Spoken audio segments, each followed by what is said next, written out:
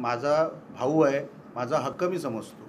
त्यांनी मला तेवढे अधिकार दिलेत, त्याबद्दल मी त्याचा आभारी आहे, नेहमीच राहिलो आहे. मी व्यासपीठावरून बोललेलो आहे की मला जेवढा नितेश वडिलांप्रमाणे रिस्पेक्ट देतो, त्या अधिकारामुळे मी बोललो. आणि मी इथे होतो म्हणून, नाहीतर जर समोरासमोर असतो तर मी बोललो असतो. आणि हे सगळं चांगलं राहावं. बघा, आज परिस्थिती एवढी चांगली आहे जिल्ह्यामध्ये किंवा इवन राज्यामध्ये.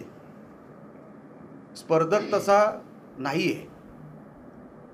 आपण ह्या सगळ्या निवडणुका आरामात जिंकू शकतो, पण ते आपल्यामध्ये युनिटी, आपल्यामध्ये एकसंगता, एक वाक्यता ही सगळी आपल्यामध्ये पाहिजे. नितेशचंही काही वेगळं म्हणणं नाही आहे, तेच आहे.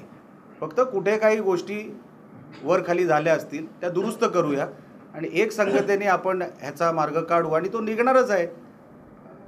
त्याच्यामध्ये काय वेगळं नाही, कारण का निवडणुका जिंकणं महत्त्वाचं.